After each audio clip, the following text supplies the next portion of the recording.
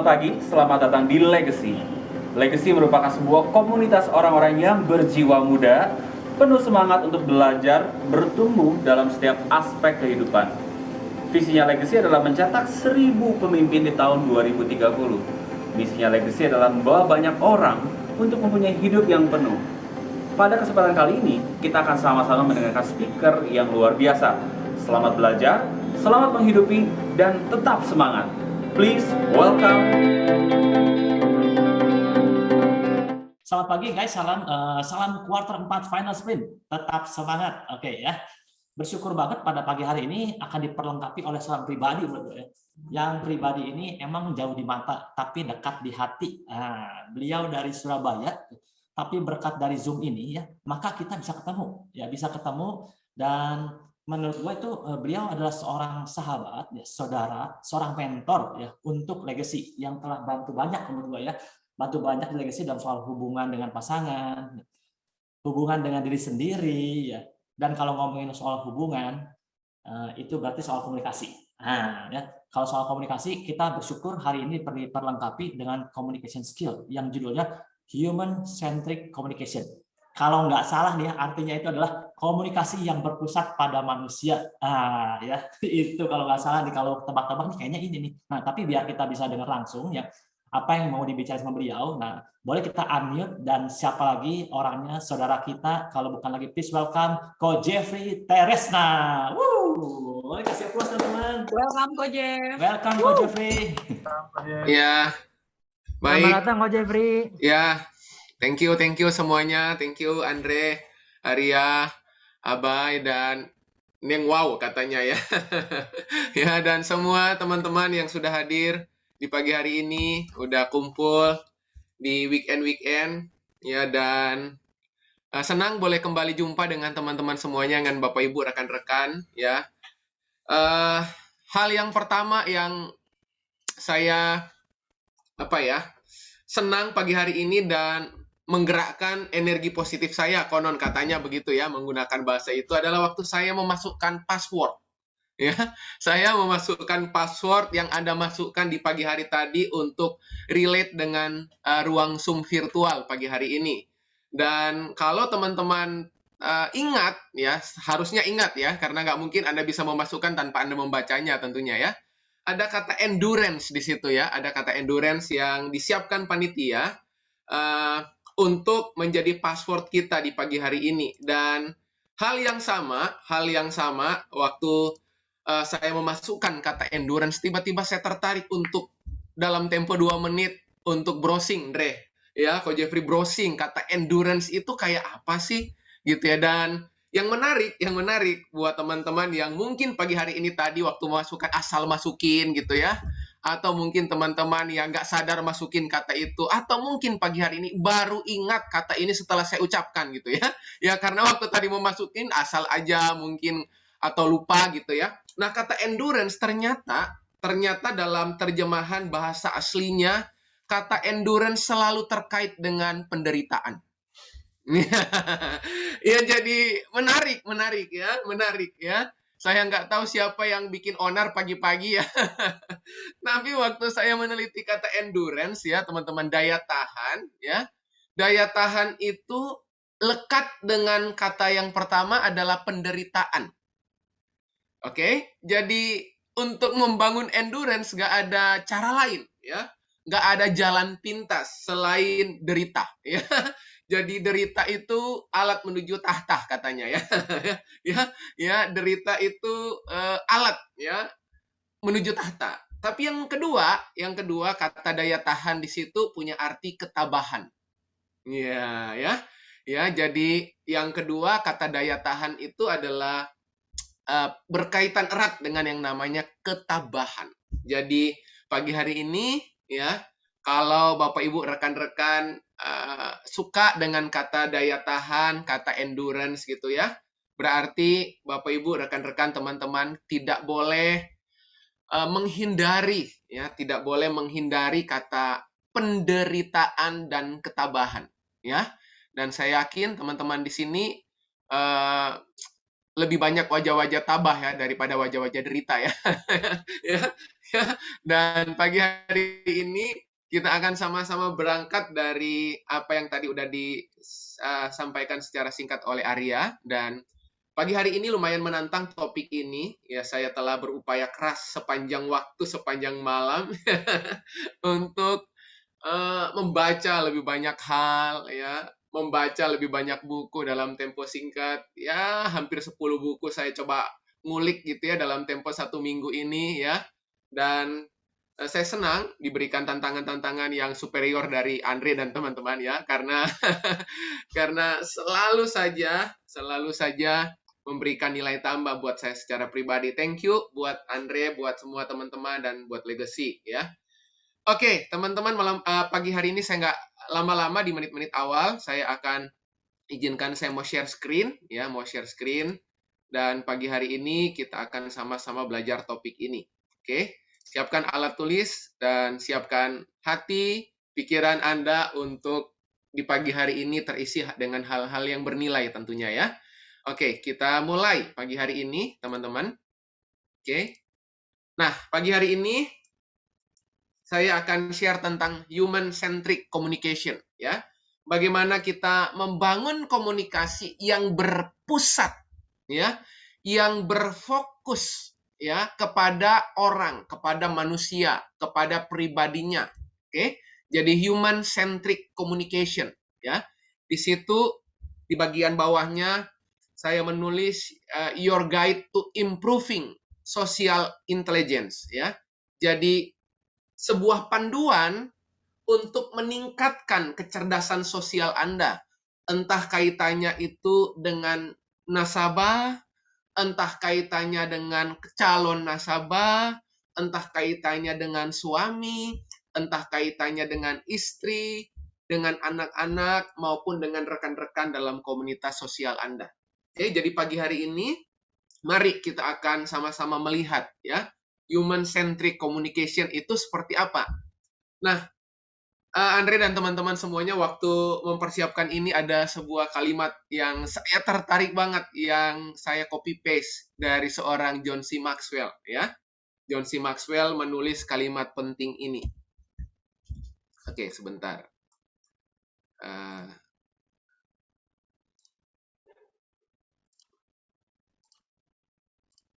Oke. Nah, John C. Maxwell menulis sebuah kalimat penting ini. Dia berkata, setiap orang berkomunikasi, tetapi hanya sedikit orang yang terkoneksi. Wow. Jadi pagi hari ini coba teman-teman coba tanya dulu dalam hati terdalam Anda sama teman-teman. Selama ini kan teman-teman udah sering komunikasi ya, udah sering ngobrol dengan orang, udah sering berinteraksi dengan orang lain, dengan seseorang. Tetapi yang menarik adalah belum tentu orang yang berkomunikasi itu terkoneksi. Ya. Jadi belum tentu communication itu connection. Gitu. Tidak ada jaminan hanya gara-gara saya berkomunikasi dengan Glenn, misalnya, saya terkoneksi dengan Glenn. Nggak ada jaminan.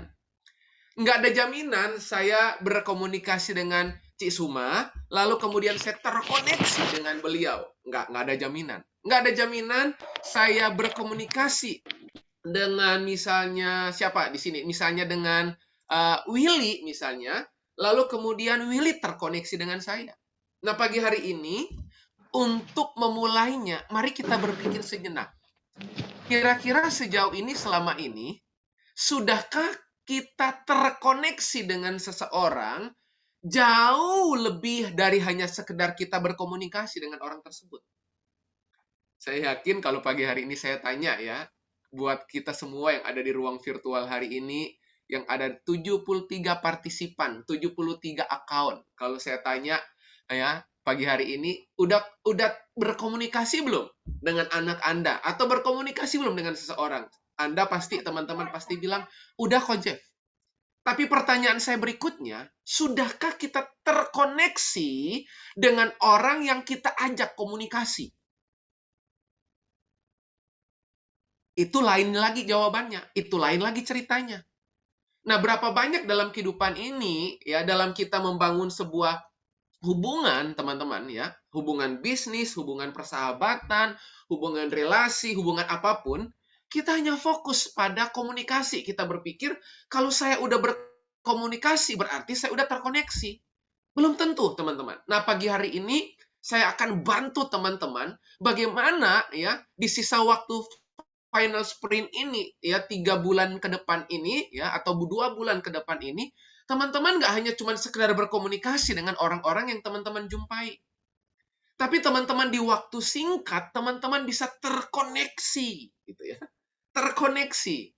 Ya, dengan orang yang saudara dengan teman-teman ajak ngomong, ajak bicara. Nah, pagi hari ini, saya mau mengawali dengan pemikiran ini sebagai landasan kerangka berpikir kita untuk berangkat ke tingkatan-tingkatan berikutnya. Oke? Nah, saya mau lanjut, teman-teman. Saya mau lanjut. Nah, kedalaman sasaran komunikasi.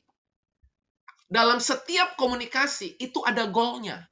Nah, teman-teman, kira-kira teman-teman itu ada di lingkaran komunikasi yang nomor berapa? Nih, ya. Nah, sambil dicek ya, ini menarik nih, ya, menarik, ya. Nanti teman-teman cek, ya, teman-teman kira-kira ada di lingkaran komunikasi yang mana? Yang nomor 1, nomor 2, nomor 3, nomor 4, nomor 5. Oke ya? Nah, di antara 5 sasaran komunikasi ini, teman-teman, tidak ada yang salah. 5-5-nya benar. Tinggal tergantung sasaran akhir komunikasi yang Anda pingin capai, itu yang mana? Oke? Di lingkaran pertama kah? Lingkaran kedua kah? Lingkaran ketiga kah? Lingkaran keempat kah? Atau lingkaran kelima? Oke ya? Jadi, setiap orang dalam menjalin komunikasi yang berujung pada koneksi, oke, dia punya 5 sasaran komunikasi. Nah, kita yang mana, teman-teman? Oke ya? Saya lanjut, teman-teman. Sasaran pertama di lingkar terluar dari komunikasi yang kita lakukan adalah kita berkomunikasi untuk mendapatkan dan memberikan informasi. Nah, jadi lingkaran terluar dari komunikasi to connection ya, communication to connection ya, lingkaran terluar semua orang perlu mendapatkan informasi dan perlu memberikan informasi. Nah, karena komunikasi itu 2 arah, Anda belum berkomunikasi kalau Anda hanya mendapatkan informasi. Belum. Kapan komunikasi akan mengantar kita kepada sebuah koneksi? Kalau Anda dapatkan informasi dan Anda berikan informasi. Jadi kalau hari ini, nanti siang, Anda, teman-teman, ketemu saudara, teman rekan-rekan ketemu dengan seseorang, lalu sifat Anda hanya pasif mendapatkan informasi dari orang tersebut. Itu nggak bisa dikatakan communication to connection. Nggak bisa. Oke ya, jadi dapat informasi dan saya beri informasi. Makanya coba lihat, orang yang hanya dapatkan informasi tapi tidak pernah memberikan informasi, susah terkoneksi. Susah banget terkoneksi. Kalau Anda hanya dapat informasi tapi Anda nggak beri informasi. Oke ya, itu lingkar terluarnya. Oke, nah lingkar kedua, itu lingkaran pertama. Ya, lingkaran kedua. Nah, lingkaran kedua dari communication goal adalah untuk mempersuasi. Ya, untuk meyakinkan apa yang ingin Anda peroleh dari orang yang bersangkutan. Untuk mendapatkan sesuatu yang ingin Anda dapatkan dari orang tersebut.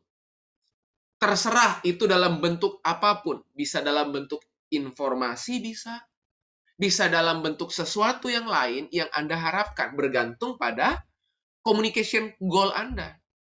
Oke ya? Jadi itu langkah kedua untuk membangun connection. Oke ya? Jadi yang pertama dapat dan beri, yang kedua Anda persuasif. Anda meyakinkan orang tersebut. Ya, dengan pola dan gaya komunikasi. Nanti di bagian akhir saya akan sharing, saya akan bagikan bagaimana berkomunikasi secara nonverbal. Ya. Karena kalau secara verbal mungkin teman-teman akan bisa mendeteksi dengan cepat. Oke ya. Nah, itu yang kedua. Lingkaran kedua itu lingkaran persuasif. Ya. Kalau yang pertama itu hanya mendapatkan dan memberikan, oke. Tapi yang kedua itu udah ada action dari Anda. Ya. Nah, tidak mungkin Anda mempersuasi kalau Anda nggak lakukan yang pertama tadi. Teman-teman dapatkan informasi dan berikan informasi. Oke ya? Oke, itu yang kedua. Yang ketiga. Nah, lingkaran ketiga dari komunikasi adalah untuk memastikan pemahaman. Oke? Untuk memastikan pemahaman. Jadi, lingkaran mulai ke dalam, ya, mulai ke dalam, ingat, membangun connection tidak mungkin bisa terjadi kalau Anda nggak masuk kepada kedalaman hati, pemikiran seseorang. Nggak bisa. Kalau yang nomor satu, nggak ada tantangannya, teman-teman.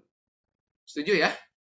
Nomor satu itu nggak ada tantangannya. Anda hanya dapatkan informasi dari seseorang, lalu kemudian Anda memberikan informasi kepada orang tersebut. Nggak ada tantangannya. Kecuali Anda pelit informasi.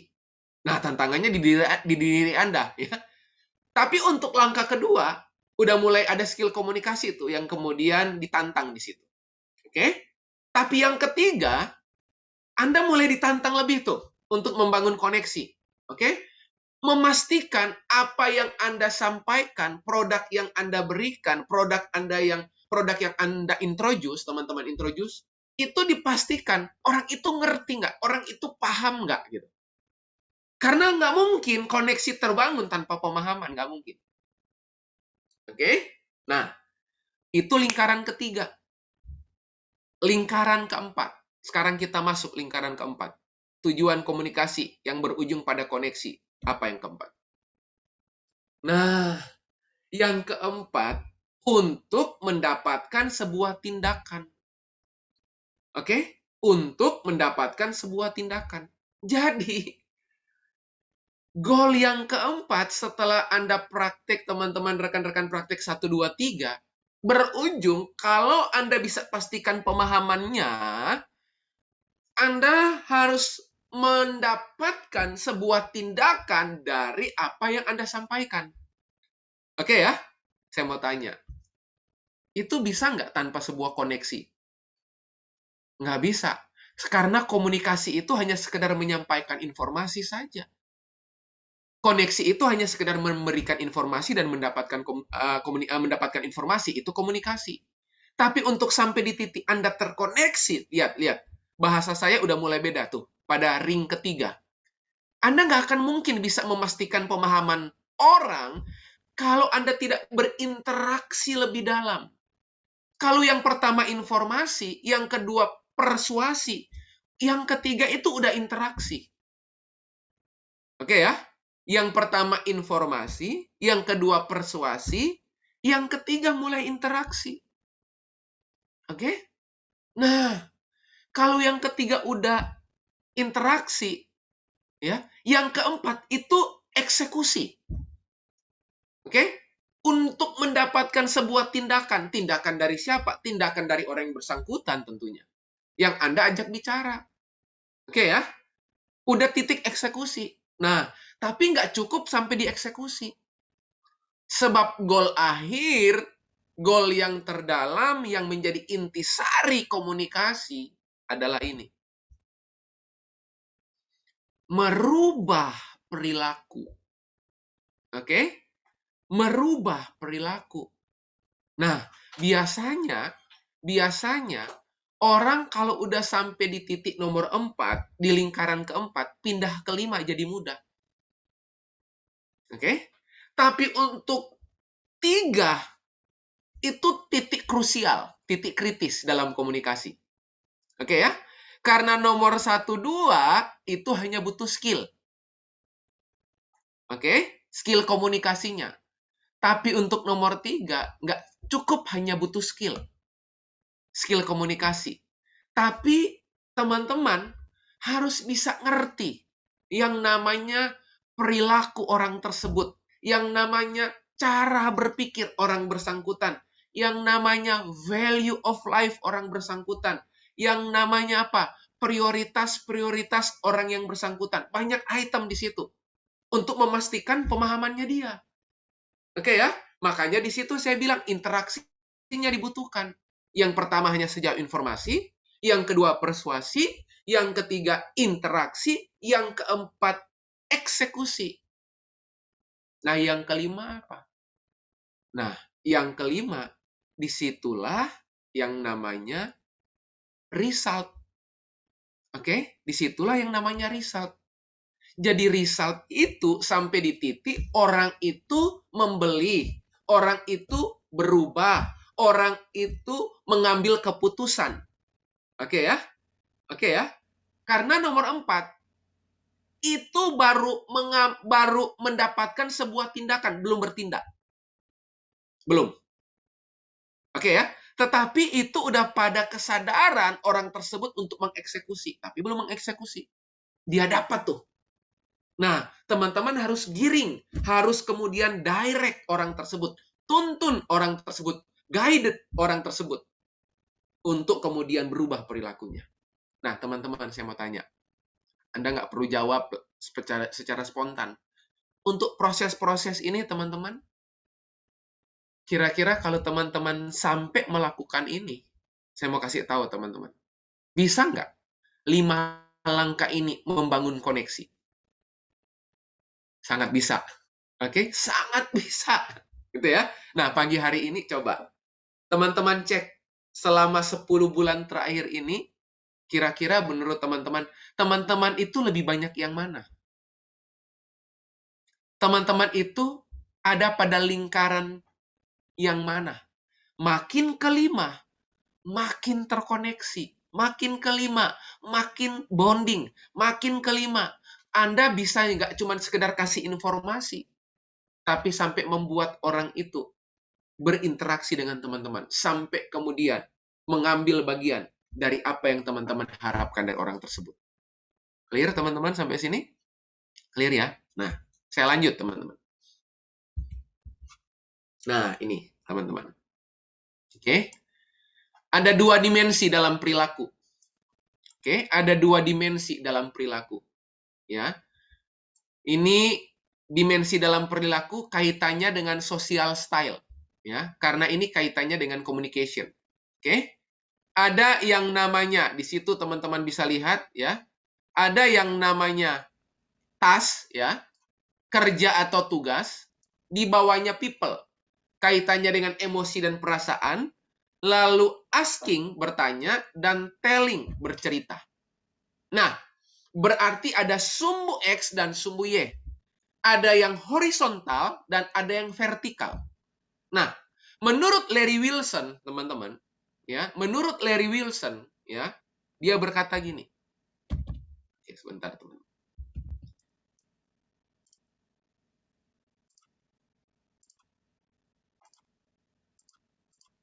Oke, menurut Larry Wilson, ini teman-teman. Dimensi yang pertama itu namanya dimensi asertif. Ya, dimensi assertiveness, ya. Apa dimensi assertiveness itu? Dimensi tingkah laku di mana orang cenderung menyatakan perilakunya dengan bertanya atau bercerita kepada orang lain. Oke? Jadi dia ada dimensi ini, teman-teman. Oke? Ini dimensi ini. Oke? Ini sumbu X, ya. Asking and telling. Jadi dalam dia berkomunikasi untuk membangun koneksi, cenderung orang-orang seperti ini menyatakan perilakunya, menunjukkan perilakunya dengan apa? Ada yang bertanya atau ada yang bercerita. Nah, teman-teman harus mengenali. Dimensi bertanya dan bercerita itu dimensi asertif namanya. Assertiveness. Oke, yang kedua. Ada yang namanya dimensi responsiveness. Ya. Dimensi responsiveness adalah dimensi sama-sama tingkah laku, di mana orang cenderung merespon tingkah lakunya dengan cara mengontrol atau menyatakan perasaan kepada orang lain. Oke? Paham ya? Nah, ini sumbu Y-nya. Ya, sumbu Y-nya, vertikalnya. Oke? Jadi sumbu X-nya itu adalah sumbu bertanya atau bercerita.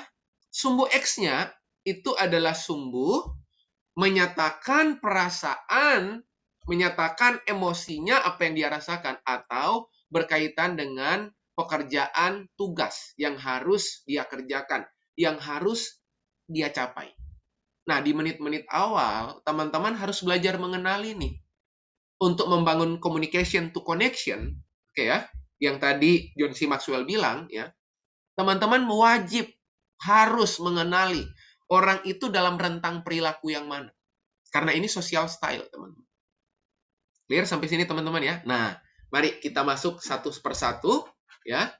Masukin satu persatu. Nah, ini berangkat dari teori based on William Marston, DISC. Tetapi ini dipindahkan dalam konteks social style. Oke ya, nih menarik nih.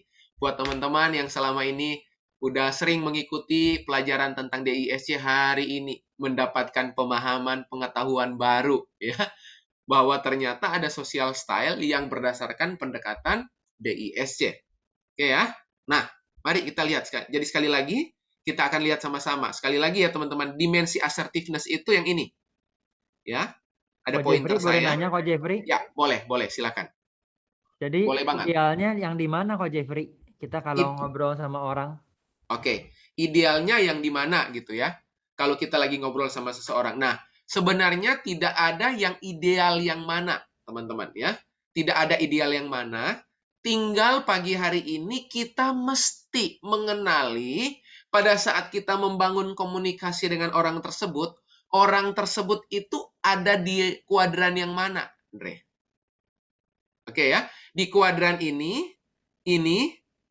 atau ini. Kuadran asking, lalu kemudian task gitu, lalu kuadran task telling, kuadran people atau telling, kuadran people and asking, teman-teman. Oke ya, jadi tinggal kita lihat, teman-teman. Kita lihat kira-kira orang yang kita ajak bicara, orang yang kita ajak ngobrol, untuk kita bangun komunikasi yang menuju koneksi, oke, di 5 area tadi yang di atas sebelumnya, kita harus kenali dulu, kira-kira dia yang mana ya? Dia yang mana? Oke ya? Oke, saya lanjut, teman-teman. Nah, saya mau kenali dulu social style-nya. Oke? Orang yang tasking dan telling, itu driver namanya. Oke? Orang yang tasking, yang responsiveness-nya tasking, dan assertiveness-nya telling, itu namanya driver. Oke? Sementara orang yang responsiveness-nya people, dan assertiveness-nya telling, itu ekspresif namanya. Orang yang responsiveness-nya people, assertiveness-nya asking, itu amiable. Amiable, ya. Sebaliknya orang yang responsiveness-nya tasking dan assertiveness-nya asking itu analytical. Oke, teman-teman? Clear ya? Clear ya, teman-teman ya? Ya. Oke. Teman-teman ingat driver, ekspresif, amiable, dan analytical. Nah, sekarang kita akan lihat sama-sama di peta ini, secara khusus peta communication to connection. Ingat judulnya, goal kita hari ini, human-centric communication. Nah, pertanyaannya tadi menarik. Kalau human kan berarti people. Setuju ya? Nah, buat orang-orang yang ada di area ini, ekspresif dan amiable, ya, diuntungkan. Tetapi bukan berarti orang-orang di area ini nggak bisa melakukannya, nggak. Ya, karena saya menemukan ada banyak orang yang social style-nya driver, social style-nya analytical. Dia menggunakan kekuatan driver and analytical-nya untuk yang tadi human-centric. Karena yang namanya komunikasi, kalau Anda praktek yang poin 1 sampai 5, teman-teman, Bapak Ibu, rekan-rekan pasti bisa mencapai communication goal, yaitu menuju connection. Oke ya, teman-teman ya. Oke, saya lanjut. Nah, ini dia. Yang pertama, teman-teman. Lihat, calon nasabah yang driver, oke, calon rekruter yang namanya driver selalu fokus on progress. Oke? Jadi kalau teman-teman ngobrol dengan orang tersebut dan orang tersebut bilang ini, "Oke, follow up saya, tolong sampaikan ke saya besok." Teman-teman pastikan teman-teman melakukannya besok. Kalau teman-teman bikin janji berkomunikasi dengan orang tersebut, orang driver akan mudah terkoneksi. Kalau berikut ini. Oke? Berikut ini ya. Ini dia yang pertama. Ya. Komunikasi yang menuju koneksi Anda itu to the point. Ingat, orang driver itu banyak ngomong dan fokus sama tugas. Banyak cerita. Makanya kalau mau ngomong sama orang driver, nggak usah terlalu banyak basa-basi. Karena dia yang akan mengendalikan pembicaraan. Oke? Makanya, pastikan dari rumah Anda itu udah pikirkan kalimat-kalimat kunci Anda untuk Anda lepaskan ke orang itu di waktu yang singkat, yang nggak banyak. Karena orang driver senang telling, senang bercerita. Makanya to the point, teman-teman. Yang kedua apa? Tidak bertele-tele pada saat berkomunikasi dengan orang bersangkutan. Ya, apalagi melihat opsi secara efektif. Jadi, kalau kasih opsi, jangan kasih opsi asal. Teman-teman. Nggak boleh, teman-teman. Benar-benar kasih opsi yang efektif untuk orang-orang driver. Apalagi, teman-teman. Nah, orang-orang driver itu berpikir bisnis dengan cepat. Ya.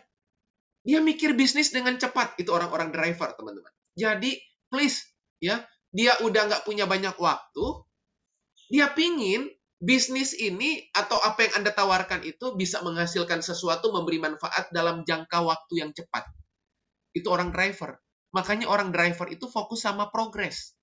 Sejauh apa pertumbuhannya? Sebesar apa keuntungannya? Sejauh mana manfaatnya?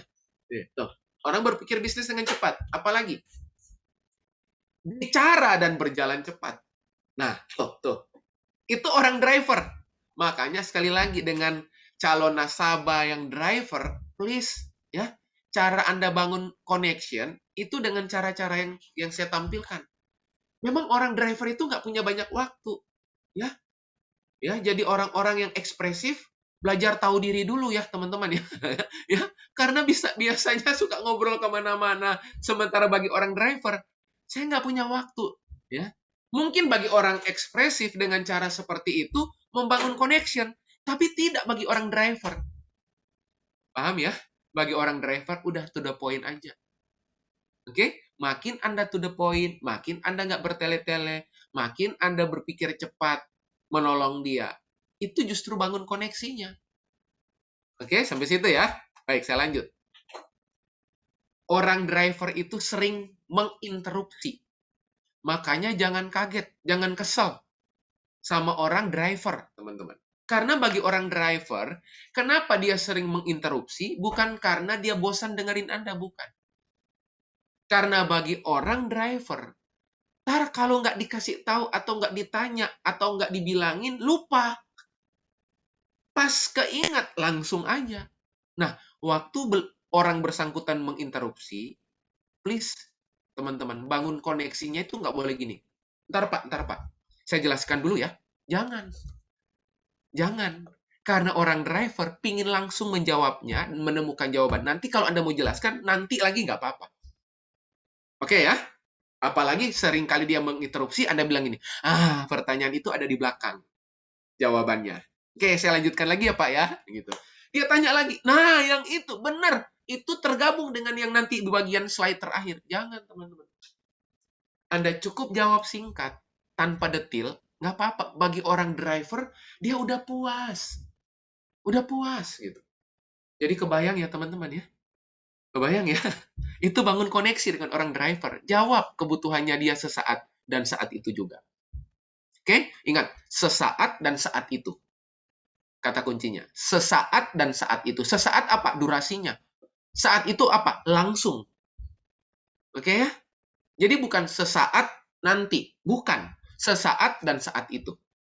Oke ya? Dia sering menginterupsi soalnya. Terus apa lagi? Nah, ini. Jadi kalau Anda tawarkan produk kepada calon nasabah driver, pastikan tingkat kebermanfaatannya. Oke? Pastikan tingkat benefitnya. Ya. Karena orang driver memproses informasi berdasarkan evaluasi fakta. Oke? Faktanya apa? Dan tingkat keberhasilannya sejauh apa? Tingkat kebermanfaatannya. Manfaat buat saya apa? Benefit buat saya apa? Itu driver. Ingat? Oke ya? Oke, sesaat dan saat itu. Itu driver. Fokus on progress. Oke? Saya salah tulis bahasa Inggrisnya. Itu C bukan K. Ya. Oke. Saya lanjut, teman-teman. Nah, kita pindah pada responsiveness-nya people, assertiveness telling. Namanya ekspresif. Ya. Ekspresif, ya. Nah, orang-orang ekspresif itu fokus on idea. Mereka fokus sama ide. Makanya ketemu dengan calon nasabah orang ekspresif, dari rumah itu udah mikir ide. Oke. Jangan mikir pada saat itu juga. Mikir ide dari rumah. Ya, ketemu dengan leader ekspresif, mikir ide. Makin banyak ide, makin terkoneksilah Anda dengan pemimpin Anda. Ya, tapi jangan sampai Anda ditanya ide, nggak ada ide. Ya, makin menjauh koneksi Anda dengan pemimpin Anda. Ini managing boss juga di sini. Ya, managing leader juga di area ini. Oke ya? Nah, saya lanjut. Nah, orang-orang yang diekspresif, orang-orang yang energik. Ya. Orang-orang yang energik. Teman-teman lihat tadi bagaimana gaya Arya introduce membuka pembicaraan. Ya, biasanya orang-orang ekspresif itu ya biasanya titik berangkatnya itu selalu dimulai dari kalimat terakhir dari orang yang memanggil namanya. Oke? Dia suka melakukan pengulangan. Oke? Pengulangan. Kalau driver nggak, begitu dikasih panggung, begitu dikasih tempat, langsung. Pagi hari ini Bapak Ibu, selamat pagi. Wah, gitu. Orang ekspresif nggak? Dia akan selalu mengambil kalimat-kalimat pendahulu yang tadi gitu. Orang-orang ekspresif energik karena bagi dia itu penting, ya. Apalagi bicara dan jalan dengan cepat sama. Ya. Sama seperti driver. Orang-orang yang bicaranya cepat, ya, jalannya cepat, ya, kehidupannya spontan, ya. Mengambil sesuatu itu berdasarkan stimulus yang langsung, yang kemudian saat itu juga gitu ya. Apalagi senang jadi pusat perhatian. Jadi Anda waktu ketemu dengan calon nasabah orang ekspresif, jadikan nasabah itu pusat perhatian komunikasi Anda. Jangan coba-coba memperbanyak orang ketiga, orang keempat, orang kelima, orang keenam, dan seterusnya. Ya, jadi misalnya, saya misalnya ketemu dengan, misalnya siapa? Misalnya, siapa? Nah, misalnya Winnie, misalnya saya ketemu Winnie, misalnya ya, Winnie Raihan misalnya ya, udah lama nggak disapa ya, ya. Ingat ya, pada saat misalnya ketemu Winnie yang ekspresif, teman-teman, jangan memperbanyak jumlah orang masuk dalam pembicaraan komunikasi Anda, jangan. Kalau Anda masukkan, pastikan orang-orang itu yang Anda masukkan itu memberi nilai tambah buat Winnie. Misalnya, Win, kemarin kata Riko, Winnie achieve target ya. Nah, saya masukkan Riko. Tapi yang jadi pusat perhatian siapa? Bukan Rikonya. Tetap Winnie-nya. Win, kemarin saya dengarin, Win, kata Ivan. Nah, saya masukkan orang ketiga ya. Oke ya. Kata Ivan, waduh, Win, kemarin kamu habis closing besar ya? Big case ya? Nah, tetap siapa yang jadi pusat perhatian? Tetap Winnie. Tapi jangan sampai gini, Win, wah gila, Riko itu hebat benar loh, Win. Saya mau tanya, siapa yang jadi pusat perhatian saat itu? Riko. Rikonya. Win, tahu nggak Win? Kemarin Ivan hebat, dahsyat gitu. Ya tetap Ivan, gitu ya. Bukan berarti kemudian teman-teman, oh kita nggak appreciate orang. Bukan, bukan. Yang saya maksudkan ini adalah kita memasukkan begitu banyak orang dan bertemu dengan orang yang ekspresif, di mana orang-orang yang kita masukkan tadi itu mendapatkan apa? Perhatian lebih. Oke, Anda batasi saja. Cukup, Win, Riko kemarin achieve loh. Udah cukup sekali, 2 kali cukup. Sisanya bagi orang ekspresif senang jadi pusat pembicaraan, senang jadi pusat perhatian. Oke? Oke, saya lanjut. Nah, orang-orang ekspresif itu bergerak secara cepat untuk memunculkan kesenangan. Ya. Bagi orang-orang ekspresif, happy itu ya sesuatu yang menyenangkan, membahagiakan itu dia senang banget gitu. Dan tipikal orang memang akan bergerak cepat untuk hal-hal seperti itu. Jadi, kalau kemudian driver itu ya minta manfaatnya apa untuk personalnya dia, ya, benefitnya apa secara personalnya dia, orang-orang ekspresif itu gini, kamu produk ini membuat saya senang itu di bagian mana? Kalau driver, produk ini membuat saya untung di bagian mana? Clear? Driver itu membuat saya untung di bagian apa? Ekspresif itu membuat saya senang di bagian mana? Oke? Oke ya? Paham ya teman-teman ya? Lanjut. Sama. Dua-dua sering menginterupsi. Oke? Dua-dua sering menginterupsi. Tapi jangan lupa. Interupsinya driver itu lebih kepada interupsi yang mengacu kepada manfaat, benefit. Interupsinya ekspresif mengacu kepada hal-hal yang memuaskan dia, menyenangkan dia itu apa? Dia bakal interupsi di situ. Oke ya? Beda cara interupsinya. Yang berikutnya. Orang ekspresif itu bicaranya keras. Ya. Dan please, kalau orang ekspresif bicaranya keras 8 oktav, Anda jangan main di 4 oktav. Jangan, teman-teman. Teman-teman naik. Ya, jangan kejauhan, teman-teman. Orangnya lagi antusias, terus Anda menanggapi. Ya, oke. Anda juga bantu untuk memberi respon yang antusias juga. Tanpa harus sejajar dengan tonnya orang itu. Jangan. Oke ya? Tetap di bawah. Tetapi tetap antusias gitu. Jadi jangan sampai orang itu ambil nada dasar di oktav atau 6 oktav, Anda 8 oktav, jangan. Ya, kalau orang itu di 6 oktav, minimal Anda di 5 oktav. Oke, jadi mengikuti pola bicara, mengikuti pola komunikasi. Nah, itu membangun connection. Makanya jangan heran, orang-orang ekspresif itu setelah ketemu Anda, dia bergairah. Bergairah karena apa? Kebutuhannya terpenuhi, kesenangannya terpenuhi, dan minimal komunikasi yang dia bangun, dia jalin dengan Anda. Itu terpenuhi di area apa? Yang 6 dan 5 oktav tadi. Oke ya? Dia terpenuhi di area itu. Oke, saya lanjut. Nah, orang ekspresif itu senang banget kalau Anda bagi ide. Anda bagi cerita. Anda bagi apa? Perasaan-perasaan yang terdalam. Clear, teman-teman ya? Oke, itu ekspresif. Saya lanjut. Nah, ini. Kalau driver itu memproses informasi berdasarkan evaluasi fakta, kalau ekspresif, memproses informasi dengan contoh-contoh. Makanya kalau ketemu calon nasabah ekspresif, saya sarankan teman-teman menuju final sprint ini, Anda siapkan 4-4-nya. Ketemu dengan driver, di menit awal kan Anda tahu, oh ini orang driver. Oke? Nah, berarti Anda udah punya, jangan baru mikir saat itu. Dari rumah itu udah disiapkan. Oke, kalau ketemu dengan orang driver, berarti yang saya mesti sodorkan 2.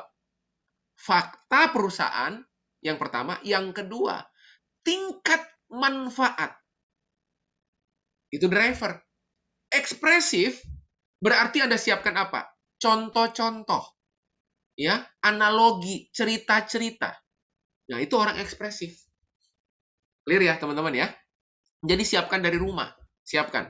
Ya, siapkan dari rumah. Cara kemudian Anda menuntun Anda, menolong Anda untuk Anda, teman-teman bisa closing. Oke ya, saya lanjut. Nah, amiable itu apa? Fokus on support. Oke ya, fokus on support gitu ya. Dia fokus sama support yang dia dapatkan, support yang dia berikan gitu ya. Baik yang dia berikan maupun yang dia dapatkan. Nah, seperti apa orang-orang amiable itu? Yang pertama, sensitif pada perasaan orang lain. Oke? Jadi, orang-orang amiable ini, kalau dia lagi bercerita tentang kondisi keluarganya yang lagi habis kena COVID, jangan cepat-cepat pindah pembicaraan. Oke? Jangan cepat-cepat pindah cari solusi. Hati-hati dengan orang driver, ya. Orang-orang driver itu begitu dia dapat informasi tentang perasaan seseorang, pingin langsung cari solusi. Oke, gimana kalau ini aja? Jangan dulu. Manage aja emosinya, manage aja perasaannya, main aja di situ, teman-teman. Oh gitu ya. Sejak kapan sakitnya? Udah 2 minggu terakhir ini. Oh, oke. Terus gimana keadaannya sekarang? Ya, udah lebih membaik sih, cuman ya masih ada hal-hal yang suka mengkhawatirkan saya. Oh, oke. Apa kalau boleh saya tahu? Eh, Bapak, Ibu khawatir di area mana, Pak, Bu? Saya khawatir nanti di sisa waktu ini kira-kira kalau dia sembuh, eh, dia bisa bekerja lagi apa enggak ya? Oh, Pak, sejauh apa kekhawatiran itu mengganggu Bapak? Jadi, jangan langsung cari solusi. Main aja di perasaannya. Bukan gini, oh, gini aja, Pak. Bapak butuh kerjaan apa? Saya punya teman. Nah, jangan Anda langsung tuntun sama solusi, jangan. Rawat aja perasaannya. Rawat dulu. Oke? Paham ya, teman-teman ya? Saya kasih contoh seperti itu. Apalagi? Memproses informasi dengan mempertimbangkan dampaknya pada orang lain. Oke? Nah, orang-orang amiable itu ya selalu pengambilan keputusan itu pada dampak. Nah, dampaknya bukan pada dirinya, dampaknya pada orang lain. Kalau saya ngambil produk ini, dampak buat orang lain itu seperti ini. Nah, dia ngalamin gangguan di area situ. Makanya kalau Anda jualan kepada orang amiable, mestinya teman-teman bilang ini, Arya, kalau nanti Arya ambil produk ini, dampaknya buat keluarganya Arya, dampaknya buat orang lain. Nah, gitu. Kalau dengan orang driver, Arya, kalau Arya ambil produk ini, nih, ada 3 keuntungan dari produk ini. Clear ya? Nah, kalau orang ekspresif, ya, kalau Arya ambil produk ini, ada beberapa hal yang Arya akan dapatkan dan membuat Arya itu bakal enak, bakal senang. Clear ya, teman-teman ya? Saya banyak kasih contoh. Lanjut lagi, teman-teman. Nah, dengan orang amiable, teman-teman, please, perbanyak servis Anda. Oke? Lebih melayani. Lebih melayani. Karena social style-nya orang amiable itu gampang terbangun koneksinya dengan Anda melayani dia. Bukan berarti driver dan ekspresif, enggak ya? Bukan ya? Bukan. Ya, semua orang mesti Anda layani. Tetapi titik-titik picu koneksi tetap ada berbeda-beda setiap orang. Oke ya? Saya lanjut.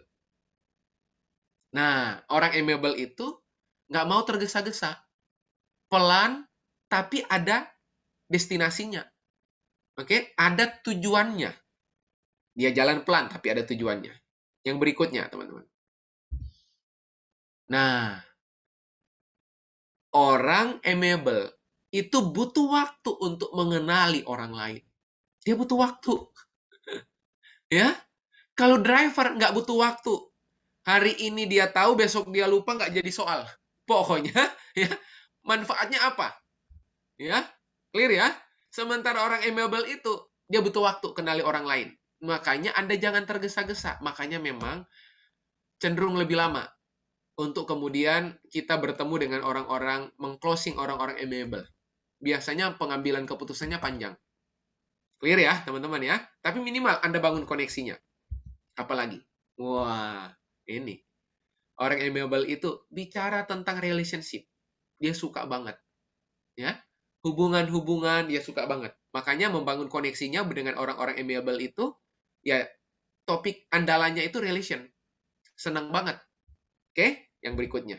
Nah, kita pindah pada bagian analytical. Oke. Orang-orang analytical fokus on proses. Ingat, ya. Anda udah ketemu kata-kata kuncinya. Teman-teman udah ketemu. Fokus on proses. Seperti apa analytical ini? Orang-orang analytical dalam membangun koneksi butuh waktu untuk melakukan sesuatu dengan benar. Butuh waktu. Dia butuh waktu, ya. Tidak seperti orang driver, ya. Tidak seperti orang ekspresif. Tidak seperti orang amiable, ya. Kalau orang amiable malah membutuhkan untuk Anda pandu. Orang analytical enggak. Dia butuh waktu untuk melakukan sesuatu dengan benar.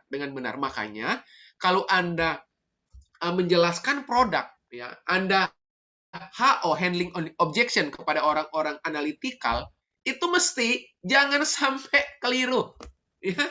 Pastikan, ya, Anda mahir, ya, menguasai produk tersebut. Ya. Anda handling dengan baik. Ya. Sesuatu dengan benar. Berikutnya apa? Detil pada fakta. Orang persisten. Makanya orang analytical, ya, tunjukkan faktanya dulu apa. Faktanya apa gitu. Berikutnya, orang-orang analytical itu terbangun koneksinya pada saat Anda kumpulkan semua data untuk membuat keputusan.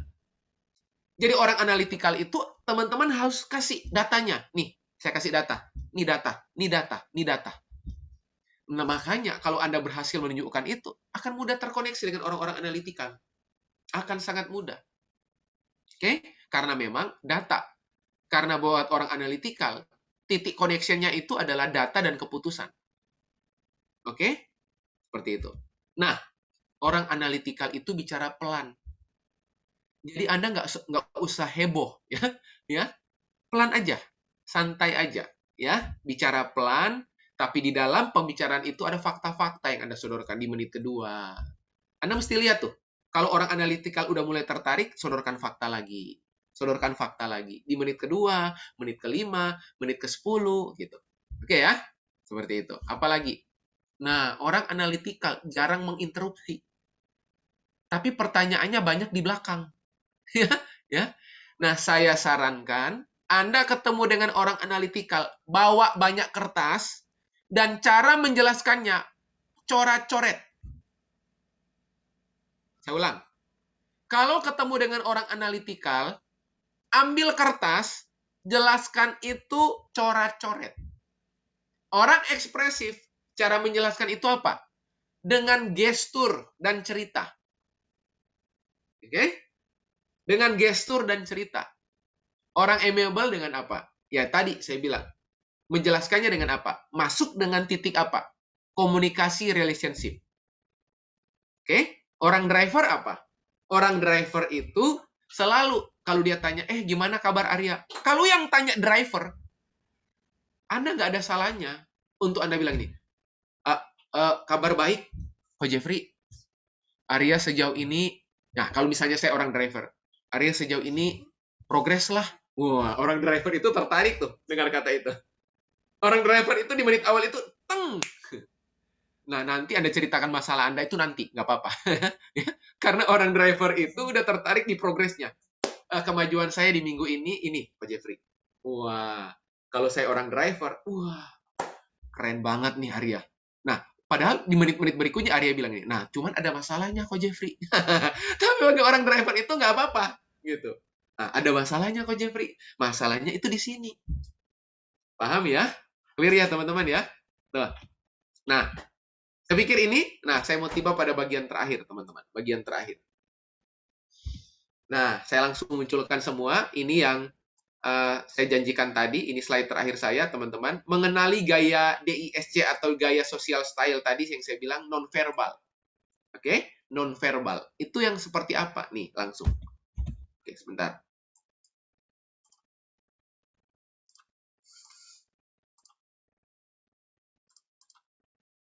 Nah, ini teman-teman. Oke, nih teman-teman. Silakan teman-teman perhatikan. Saya kasih supaya teman-teman makin mahir membangun communication to connection. Oke? Orang driver seperti apa, orang ekspresif seperti apa, orang amiable seperti apa, analytical seperti apa. Oke? Oke ya.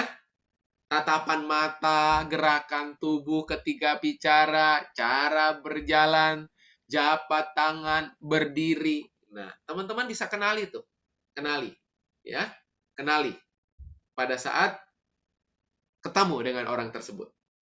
Oke? Lihat, driver itu tatapan matanya tegas. Orang ekspresif itu tatapan mata antusias. Orang amiable itu teduh, ramah. Ya. Orang analytical itu pasif memperhatikan. Ya. Tuh. Dari tatapan mata aja, social style atau DISC ini sangat menolong. Ya. Gerakan tubuh ketika bicara. Orang driver banyak gerakan tangan. Orang ekspresif, mimik muka penuh ekspresi. Mungkin tangannya enggak, tapi mimik wajah gini. Nah, tapi kalau kayak gini. Oke, rekan-rekan, selamat pagi. Tuh. Gerakan tangan main, ekspresi main. Berarti Anda kenali nggak dengan cepat? Nah, ini orang driver ekspresif. Karena banyak gerakan tangan dan mimik. Tapi kalau gini, selamat pagi, Bapak Ibu, pagi ya, pagi semuanya. Selamat pagi, katakan pagi. Gitu. Berarti, ini orang driver. Mimik mah biasa. Oke? Nah, orang amiable, gerakan tangan seperlunya. Hanya sekali-sekali.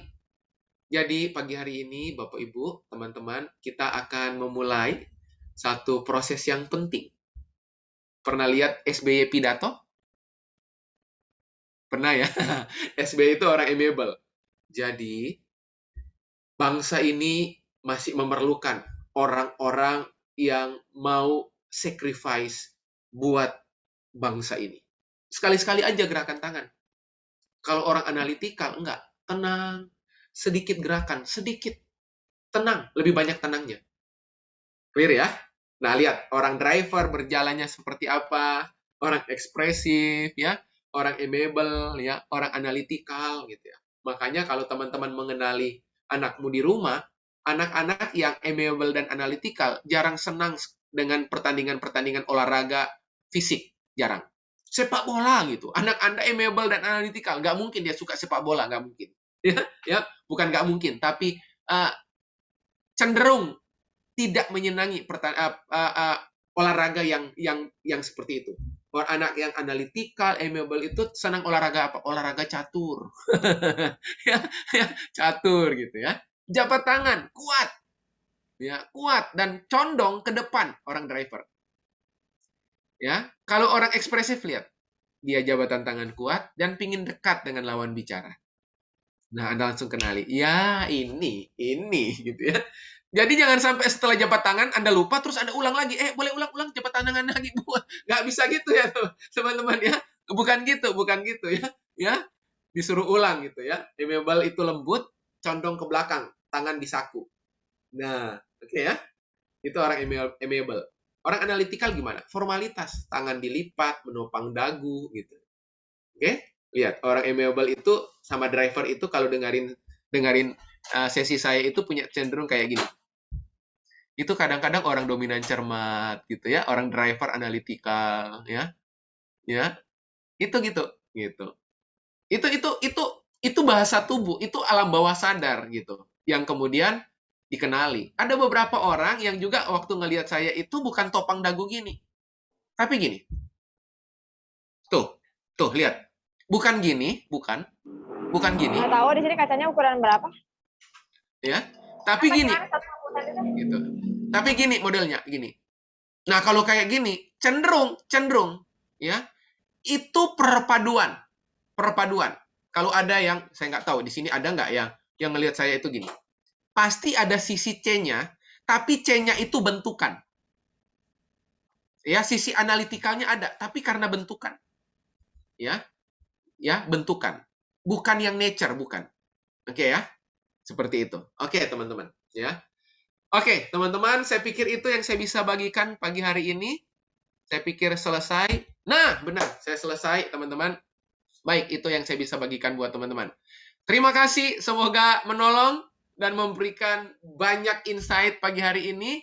Dan saya berharap di sisa waktu 3 bulan ke depan menjadi titik kulminasi katanya ya, titik puncak gitu ya dari semua pencapaian Anda semua teman-teman. Doa saya yang terbaik buat teman-teman. Semangat pagi buat teman-teman semua. Saya selesai. Pagi. Pagi, Ko Jeff. Thank you, Ko Jeff. Thank you, Ko Jeffrey. Ya, ya. Thank you, Ko Jeff. Thank you banget, Ko Jeffrey. you. Ko Arya. Jadi kalau ada yang dengerin tangannya sambil gini, ini tipe orang apa nih Ko Arya? Kalau tangannya sambil gini. Sama cibi-cibi, Re, cibi-cibi nih.